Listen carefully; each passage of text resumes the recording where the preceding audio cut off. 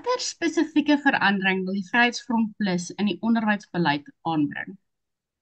Die onderwys se grootste probleem uit die oogpunt van die Vryheidsfront is dat dit uit en uit aangewend word as 'n nasiebou departement. Nou in 'n sekere opsig moet 'n mens dan maar vir jouself vrede maak. Sê enige staat gaan die staatsideologie deur die onderwys probeer deurvoer. In Suid-Afrika is die staatsideologie eintlik die van Afrika nasionalisme. En in daai siening is Suid-Afrika eintlik 'n land wat bestaan uit hoofsaaklik Engelssprekende mense. En jy praat dalk ook Afrikaans of ook Zulu of ook watter ander taal ook al, maar in die openbare lewe praat ons Engels en daarom lei die onderwysstelsel ons daarvoor op. Dit moet natuurlik verander. Ons reken dat kultuurgroepe wat dit verkies, jy kan nie sê kultuurgroepe wat dit nie verkies nie moet dit ook doen, maar kultuurgroepe wat dit verkies moet die reg hê om eintlik 'n eie onderwysowerheid tot stand te bring, waarmee hy sy eie onderwysstandaarde gekoppel aan internasionale norme en jy weet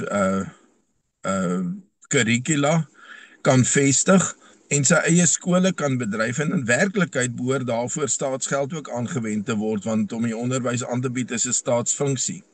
Die ander ding is onderwys en skool is nie meer sinonieme nie. Ons was gewoond geweest daarin, ek wil nou maar sê in die hele westerse wêreld. Sedert die industriële revolusie, dat onderwys en skool is dieselfde ding, is eintlik maar sinonieme. Onderwys gebeur by die skool, skool is die plek waar onderwys geskied. Dit is nie meer so nie.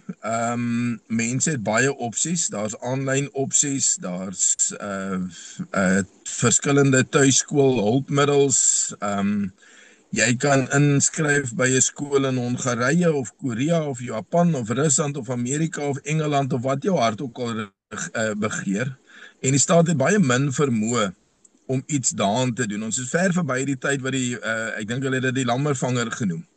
Die lammervanger was 'n amptenaar van die departement van onderwys wat so op die plase langs gegaan het en dan die kinders gaan oppik het wat by die plaas gebly het om te werk. Hulle gedwing het om skool toe te gaan. Die verwagting is nog by die staat dat hulle dit kan doen, maar hulle kan dit nie meer doen nie.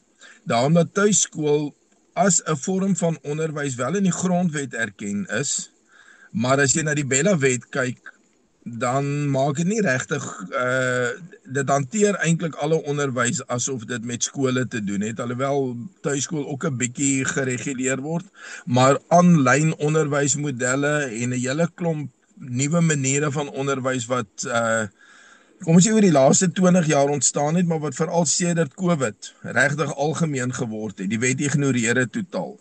So wat ons behoort te hê is die skolewet met die skolewet wees. En dan moet daar 'n onderwyswet wees. Die onderwyswet moet sê goed, as onderwys in skole gebeur, dan moet die skole aan hierdie vereistes voldoen. As dit buite skole plaasvind, dan moet dit ook aan sekere vereistes voldoen. Dit is baie moeilik om oor tuiskool te 'n ondubbelsinnige of kom ons sê 'n enkelvoudige antwoord te hê, want die staat het aan die een kant die verantwoordelikheid om seker te maak dat mense nie onder die wat noem mense dit onder die dekmantel van tuiskool doodgewoon nie hulle kinders 'n formele opvoeding gee nie.